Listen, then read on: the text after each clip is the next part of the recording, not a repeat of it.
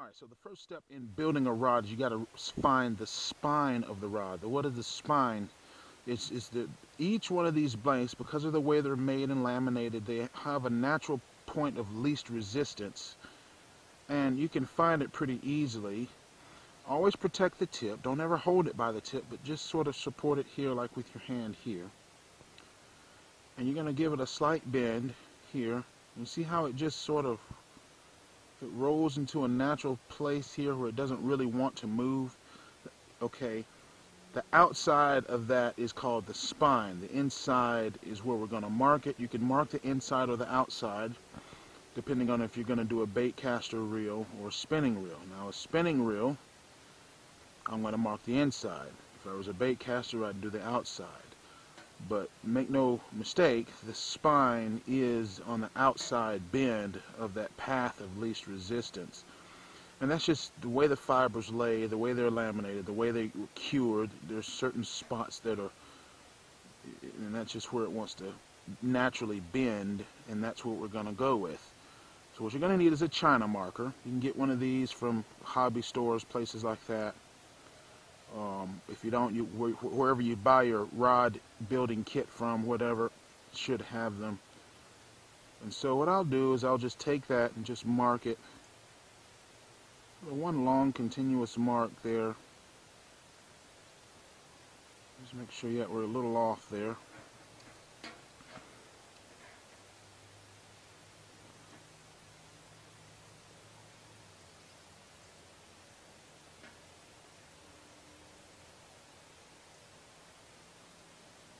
Now you may have one or two spots where it wants to groove into as well, but there's usually one. If you have a couple of spots like that, pick the one where it most wants to rest in, like it wants to, about right there.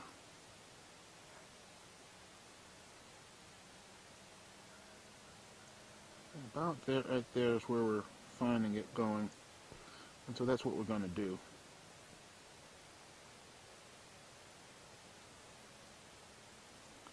We're going to mark that whole inside there of that blank there, just like that.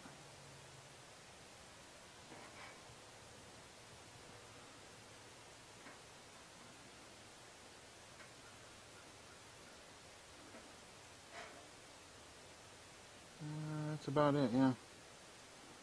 That's that secondary position. It keeps alternating between the two. Oh.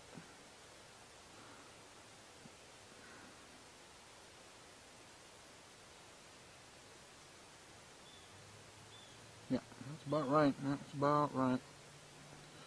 We know that that's about it. And so what we're going to do is just keep on marking this on up here. All the way up to the tip here.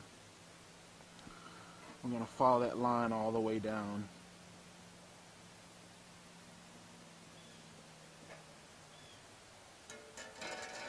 And you'll take the larger piece and do the same thing. Now this is going to hit the ground there.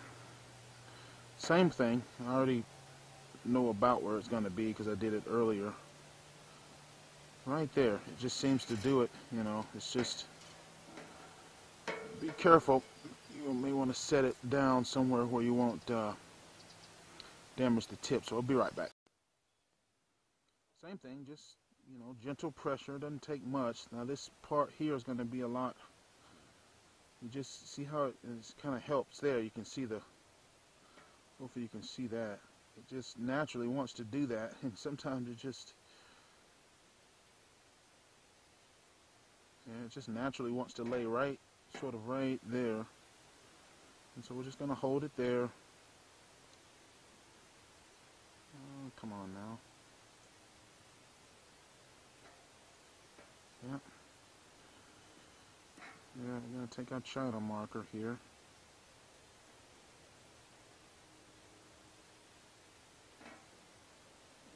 And just mark it. And see, the good thing about this is that you can always make adjustments as time goes on, just in case you kind of get off a little. This is a lot easier to do with the the other rod. And so this stuff here will rub off as we sort of continue the build.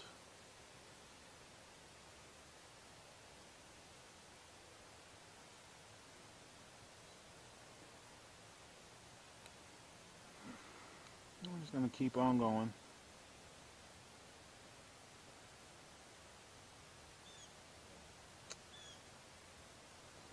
All the way down the blank there. That's just kind of where it's going there. I guess we can mark through that. Probably take those stickers off eventually, but no need right now.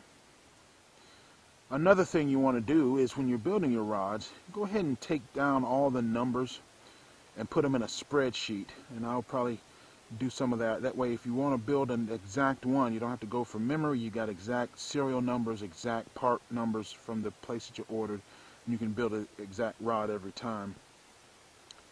Now that's fairly consistent. See, it's twisted a little bit on you, but you can always we're gonna size everything up and then make minute adjustments all the way along. So, but we know that this is the inside bend, and just to clarify again, the inside bend is not the spine. That's just the path of least resistance. The outside of that is the spine. So if you're building a bait caster, you want to mark the outside of it. If you're building a spinning reel like we're doing, you mark the inside. And so there you go, how to find the spine. And now you have a nice straight line to put your rod eyes on, put your reel seat on, get it lined up properly, all that good stuff. And that's just a good way to start. It'll save you a whole lot of trouble.